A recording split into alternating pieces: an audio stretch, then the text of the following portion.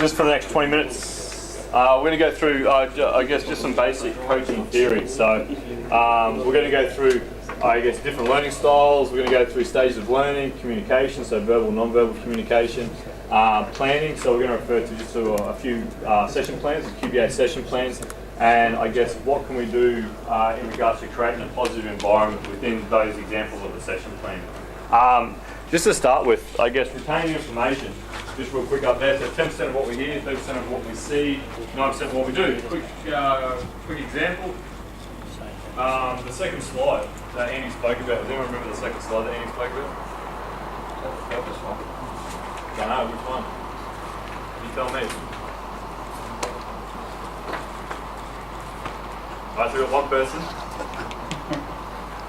I'm putting you guys on the spot a little bit, but that's just a quick example of, I guess, retaining information. There's a lot of information that we're bringing out with today, hence the reason for a lot of the visual resources and the practical, I guess, component of retaining that information will be throughout the course of the QBBA. So, I guess we're not expecting you guys to remember everything that we spoke about, but at least you get to take home resources and you get to put it in practice throughout the course of the QBBA. So that's just a bit of an example, I guess, retaining information, and also when you guys are coaching, I guess, understanding the different percentages. So that's up to that's a maximum of 10% of what people hear will they retain that information. So when you're delivering, when you're instructing, when you're setting up an activity, I guess minimal instruction, lots of activity is there. I guess following what research says there in regards to percentage of retained information. I'm going to give you guys a copy of my notes just because I'm going to go through just real quickly the stages of learning. So there's 3 stages of learning, I guess, within a new skill itself. Okay, does anyone know the 3 stages of learning itself? So the first one would be cognitive learning. If I say that, does that spark anyone's memory or thoughts about? It should be in your general principle stuff in your coaching and presentation. So when we're talking about attentional learning, it's a good example. So cognitive stage is stage 1, stage 2. Oh, I need to associate. If I can spell. 3, autonomous. Oh, how do I spell that? All right, so there are 3 stages. All right, so within those 3 stages, this is, I guess, the 3 stages of learning when learning a new skill. All right, so if this is the first time a player has been introduced to a certain activity or a certain movement, all right, kids go through or players go through different stages. Now, you guys will probably have gone through a lot of these stages yourselves. So the cognitive stage is stage 1. It's just minimal instruction, okay, but a lot of activity, so a high participation rate. I guess as a coach, you try and limit yourself to maximum 3 key teaching points. Like say for example, field and ground ball. All right, so field and ground ball, we try and bust up. Is everyone familiar with the 6 F's approach to field and ground ball? All right, sweet. It's very simple. It's very easy for me to explain here. So we bust up the 6 F's in field and ground ball into 3 different stages. This is at the cognitive stage. All right, so stage 1, you work on maybe feet and field. Okay, and you just go through that process, lots and lots of practice, and you just give a quick explanation, quick demonstration. Okay, because I guess people need to see and hear it. Okay, some people just need to see it, some people just need to hear it. All right, but you bust that, I guess, the 6 F's approach into 3 different stages, for 3 basic stages. So you might work on the first 2 stages. Okay, practice that for about 10 minutes, then you move on to the second stage. All right, the second 2 stages. All right, practice that for about 10 minutes, and then the last 2 stages, practice that for 10 minutes, and then by then it's about a half an hour session already. All right, and you've gone through stage by stage by stage. So trying to have everything in, I guess, chronological order, and try and bust down a movement or a skill into 3, I guess, key teaching points of what you're trying to achieve. Okay, and I guess when providing feedback in that situation, try and avoid giving feedback on something that you haven't spoken about. You've just got to, I guess, lump it or suck it up. That if a kid or a player is not doing a certain movement within that activity that you haven't addressed at the start, that's fine. We're just worried about these 2 or 3 key teaching points within this area here, and then we can move on and progress onto that next level there. Unless it's in the way of getting your key teaching points, you ticking that box with that goal, with that key teaching point. The next one is the associate. So that's stage 2. So players and kids sort of grasp the movements behind it. So the 6 F's, for example, so they grasp all the 6Fs, and they can start fielding a ground ball. So now it's just lots and lots of practice. So you don't have to, you can recap a little bit on the 6Fs in general, so the 6 stages, as opposed to just 1, 2, and 3. All right, but there's just recap on the whole movement itself, so the 6Fs itself, and just lots and lots of practice at it. And then you're just providing feedback on the go, if that makes sense there. So you're not providing feedback or a lot of instruction at the start. You just, okay, we're going to work on 6Fs and just lots and lots of practice, and then provide feedback on the go without interrupting the flow of the session.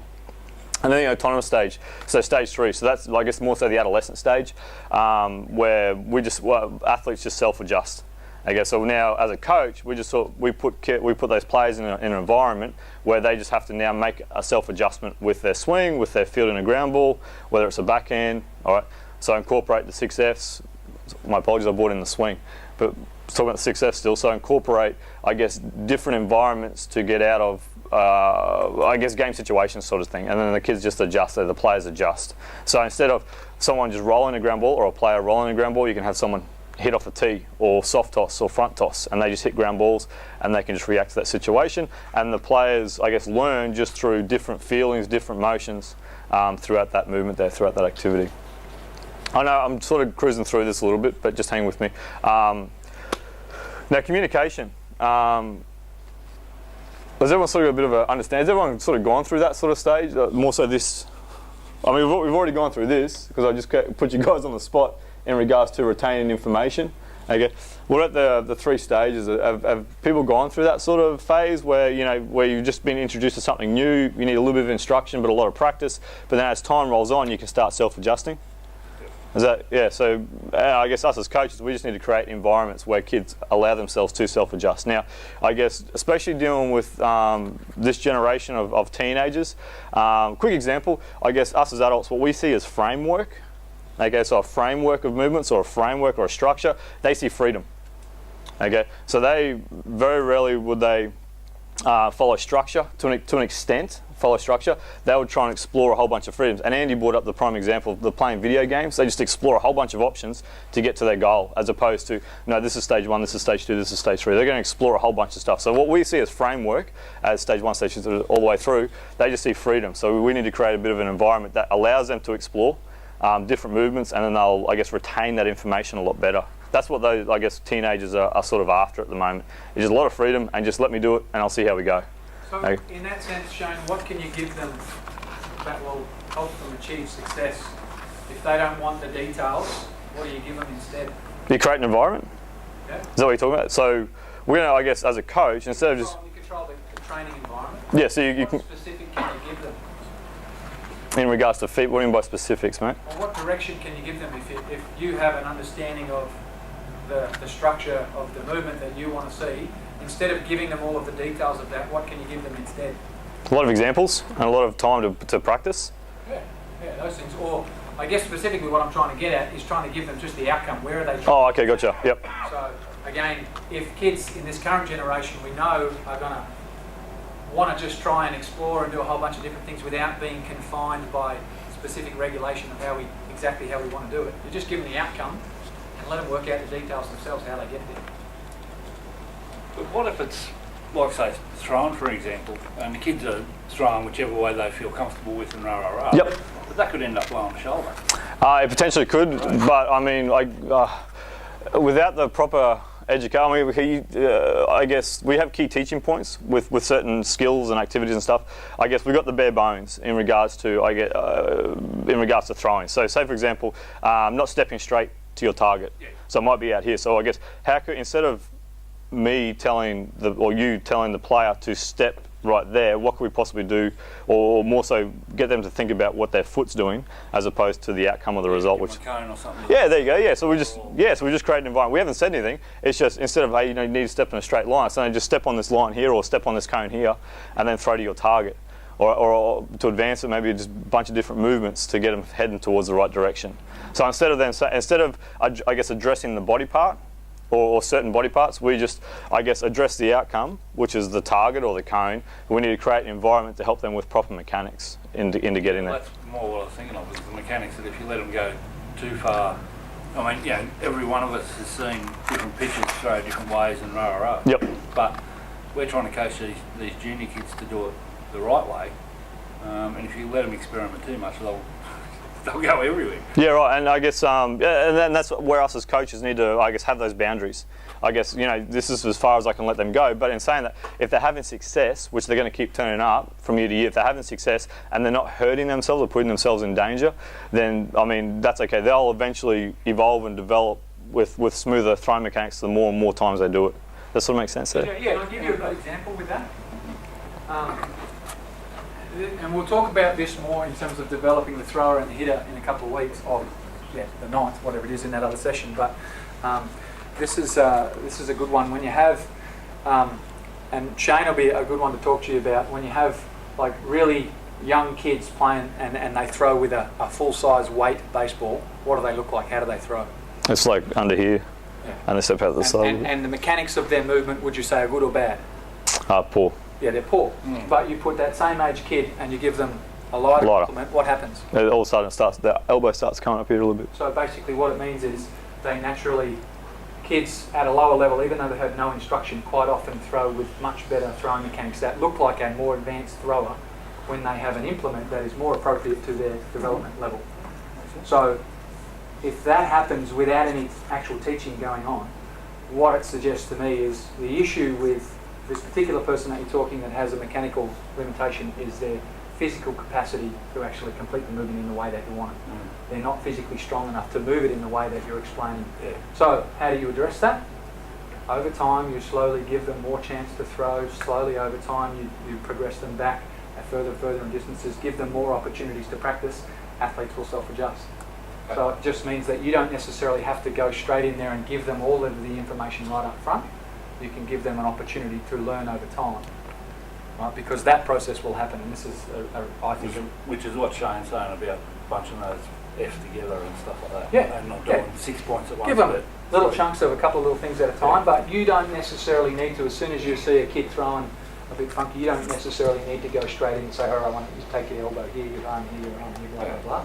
Give them some time. Again, that will probably frustrate the crap out of a young kid who's not physically strong enough to do what you're asking him to do.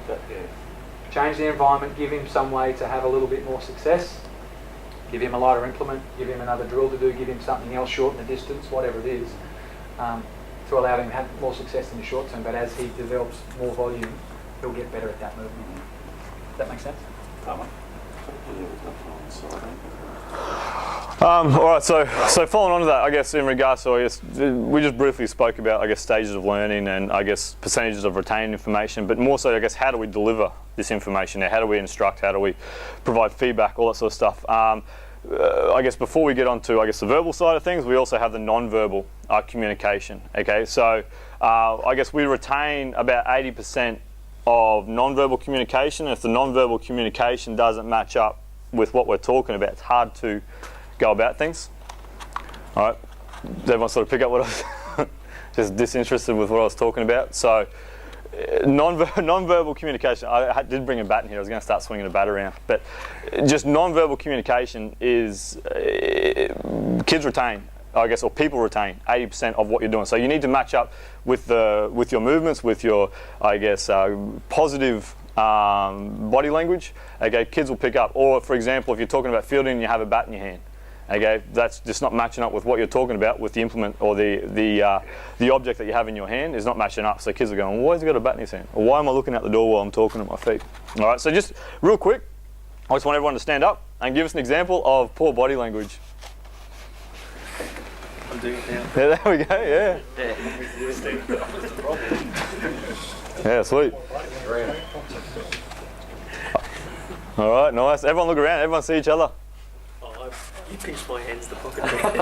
Sweet. All right, let's give examples of good body language. Yeah, a little bit open. Okay. I guess the whole everything crossed, everything folded up, everything nice and closed, or eye contact as well. Lack of eye contact is poor body language. So you guys sort of get the idea. You guys can sit down after all that. So you guys sort of get the idea that